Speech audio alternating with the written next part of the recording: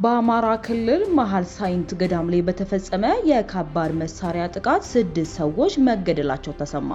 መረጃውን እናካፍላችኋለን። በደላንታ ወረዳ የኦፓል ማዕድን አምራቾች በሰላም እጦት ምክንያት ስጋት ውስጥ ነን ማለታቸው ተሰምቷል። ዝርዝር መረጃውን እናጋራችኋለን። በቆቦ ከተማ የፌዴሬሽን ምክር ቤትን ውሳኔ በመደገፍ ሰላማዊ ሰልፍ ተደረገ። በሰልፉ ላይ ተፈናቃዮች ጫና ተደርጎባቸው መሳተፋቸውንም ገልጸዋል። ይህንን መረጃ እናካፍላችኋለን። የቮይስ ኦፍ ኢትዮጵያን ቤተሰቦች ሰብስክራይብ ማድረጋችሁን እያስታወስናችሁ ወደ ዝርዝር ወደ ያዝንላችሁ ጉዳዮች እናልፋለን።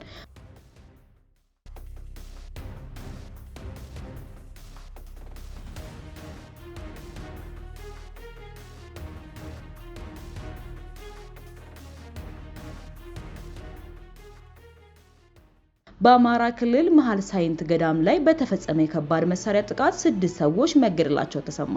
በአማራ ክልል ደቡብ ወሎ ዞን በመሃል ሳይንት ወረዳ በሚገኘው ርዕሰ አድባራት ወታዕካ ንግስት አትሮንስ ማርያም ገዳም ላይ በተፈጸመ የከባድ መሳሪያ ጥቃት 6 ሰዎች እንደተገደሉና ከ20 በላይ ሰዎች እንደተጎዱ የገዳሙ አስተዳዳሪና የአይን እማኞች ለቢቢሲ ገልጸዋል።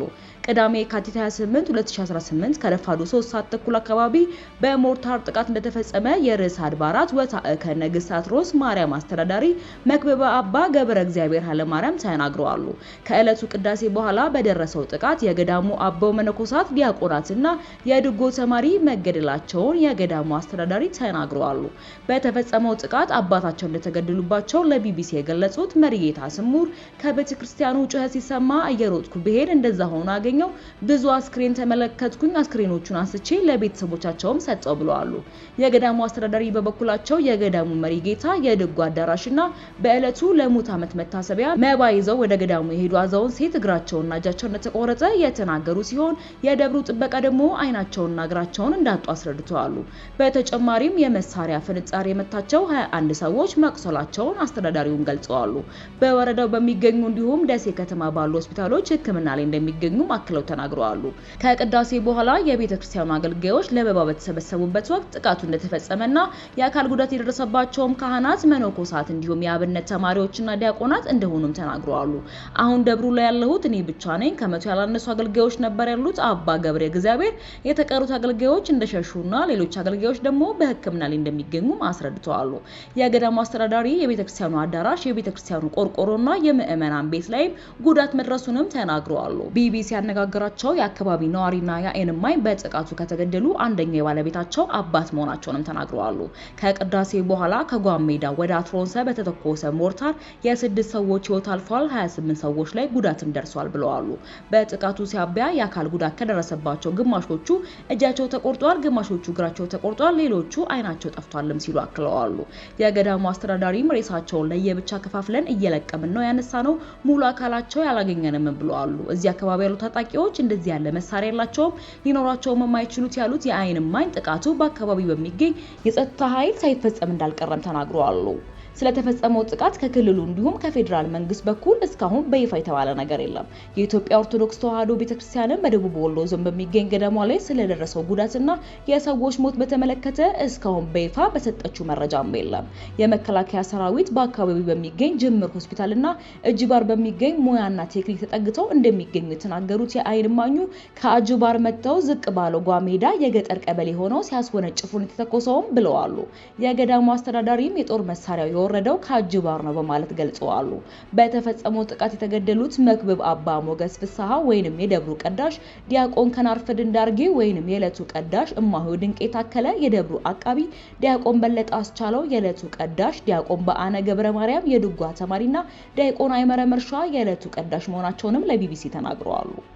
በእምነት ቦታዎች ላይ እንዲህ ያለው ጥቃት ሲፈጸም እንብዛም ተሰምቶ የማያውቅ ሲሆን በመሃል ሳይን በሚገኝ ቤተክርስቲያን ላይ የተፈጸመው የከባድ መሳሪያ ጥቃት ያልተጠበቀና አሰቃቂ መሆኑን ቢቢሲ ያነጋገራቸው 5 አይን እማኞችም ገልጸዋል። በሰው ህይወትና በአካል ጉዳት ላይ የደረሰ ጥቃት የተፈጸመበት በደቡብ ወሎ ዞን በመሃል አምሃራ ሳይንት በምትገኘው ታዕካ ነገስት አትሮንሰ ማርያም ገዳም ጥንታዊ ታሪክ ያላት ገዳም መሆኗን የመሃል ሳይንት ወረዳ ኮሚኒኬሽን በገጹ ላይ ያወጣው መረጃም ያመለክታል። በቆቦ ከተማ የፌዴሬሽን ምክር ቤትን ውሳኔ በመደገፍ ሰላማዊ ሰልፍ ተደረገ። በሰልፉ ላይ ተፈናቃዮች ጫና ተደርጎባቸው መሳተፋቸውንም ገለጹ። በአማራ ክልል ሰሜን ወሎ ዞን ቆቦ ከተማ የፌዴሬሽን ምክር ቤት አከራካሪ የሆኑት የራያ ዞን አካባቢዎች ከትግራይ ክልል አስተዳደር ውጪ ሆነው ምርጫ እንዲካሄድ ያስተላለፈውን ውሳኔ የሚደግፍ ህዝባዊ ሰልፍ ቅዳሜ ዕለት ተካሂዷል። ይሁን እንጂ በሰልፉ ላይ የተሳተፉ ተፈናቃዮችና የከተማዋ ነዋሪዎች በሰልፉ ላይ የማይሳተፉ ከሆነ ሰብአዊ እርዳታ ሊከለከሉ እንደሚችል ማስጠንቀቂያ እንደተሰጣቸው ለአዲስ ስታንዳርድ ተናግረዋል። የኢትዮጵያ ፌዴሬሽን ምክር ቤት በትግራይ ስለ የነበሩ 5 የምርጫ ክልሎች ይገባኛል ጥያቄው እስከሚፈታ ድረስ ከትግራይ ክልል ውጪ ሆነው ለብቻቸው በቀጥታ ለህዝብ ተወካዮች ምክር ቤት ምርጫ እንዲደረግ ውሳኔ ማስተላለፉን የካቲት 16 ቀን 2018 ዓ.ም ተዘግቧል። ውሳኔው ምርጫ ቦርድ ለሰባተኛው አጠቃላይ ምርጫ የመራጮች ምዝገባ የሚካሄድባቸውን የምርጫ ጣቢያና ክልሎችን ይፋ ማድረጉን ተከትሎ ምክር ቤቱ ጥር 25 2018 ለምርጫ ቦርድ በጻፈው ደብዳቤም ገልጿል። ይሁን እንጂ የመንግስት የሆነው የአማራ ሚዲያ ኮርፖሬሽን ወይንም አሚኮ እንደዘገበው ከራያ አላማጣ፣ ራያ ባላ፣ ዛታና ኦፍላ ወረዳዎች እንዲሁም ከአላማጣና ኮረም ከተሞች የመጡ ነዋሪዎች በቆቦ ላይ ሰልፍ ተሳትፈዋል። እንደ ዘገባው ከሆነ ሰልፈኞቹ ጉዳዩን ከማንነት ጋር በማያያዝ ማንነት ለድርድር አይቀርብም ያሉ ሲሆን ነዋሪዎች የመምረጥ መብታቸው እንዳይጠቀሙ መከላከል የዲሞክራሲያዊ መብት ገዳ መሆኑንም ገልጸዋል። የመምረጥና የመመረጥ መብት በኢፌዴሪ ህገ መንግስት በግልጽ የተቀመጠ መሆኑን የጠቀሱት አቶ መንገሻ ውሳኔውን የሚቃወሙ አካላት የዜጎችን ህገ መንግስታዊና ዲሞክራሲያዊ መብትን ለመንጠቅ የሚሞክሩ ናቸውም ብለዋል። ተሳታፊዎቹ እንደገለጹት ከሆነ ሰልፉ ከቆቦ አላማጣ፣ ኦፍራ፣ ኮረም ባላና ዋጃ የተወጣጡ ነዋሪዎችና ተፈናቃዮችን ያሳተፈ ነው።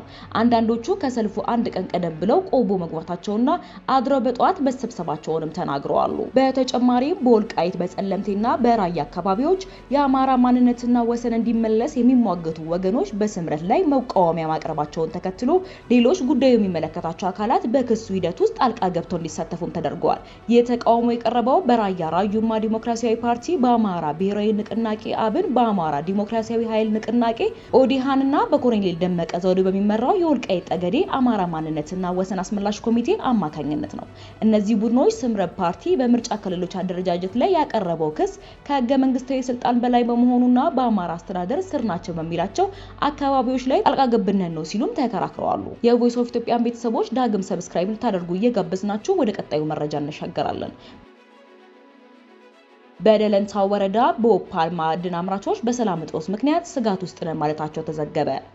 በአማራ ክልል ደቡብ ወሎ ዞን ደላንታ ወረዳ በባህላዊ መንገድ የኦፓል ማዕድን የሚያወጡ ወጣቶች በበቂ የደህንነት መሳሪያዎች ባለመኖራቸውና በአካባቢው ባለው የጸጥታ ችግር ምክንያት ለከፍተኛ ስጋት መጋለጣቸው ተነገረ።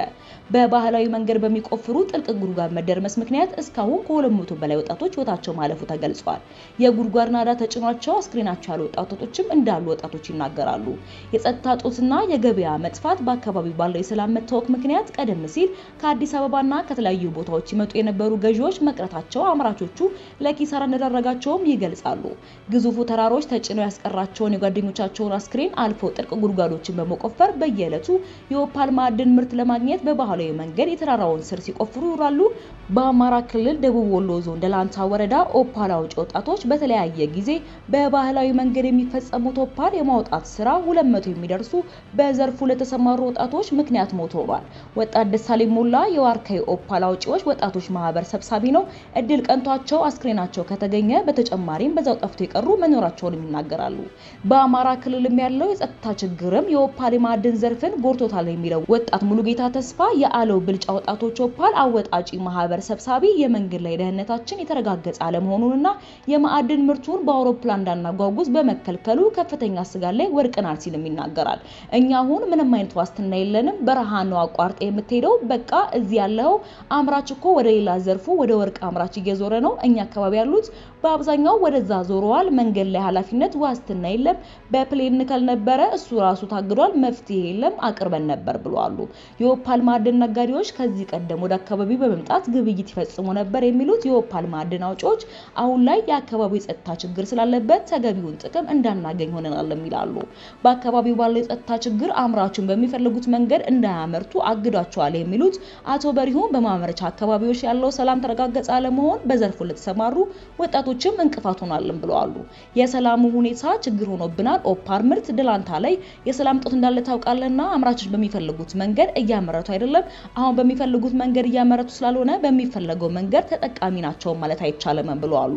በአሁኑ ሰዓት ገብቶሃል አሁን ያሉ ችግሮች እስካልተፈቱ ድረስ ወደ ታች ገብተው መውጣት አይቻልም። ጫካ ይገባል ምን አለ እንደዚህ አይነት ችግሮች ስላሉ የተረጋጋ ነገር ካለ ሁኔታውን ልንመዝን እንችላለን። አሁን ባለው ሁኔታ ግን ከባድ ነው። ኢትዮጵያ በአሁኑ ወቅት ኦፓልን ለዓለም ገበያ ከሚያቀርቡ ቀዳሚ ሀገራት መካከል ተጠቃሽ ናትም ሲሉ ተናግረዋል። የቮይስ ኦፍ ኢትዮጵያን ቤተሰቦች ዳግም ባለ አዲስ መረጃዎች እስክንገናኝ ድረስ በደህና ቆዩ።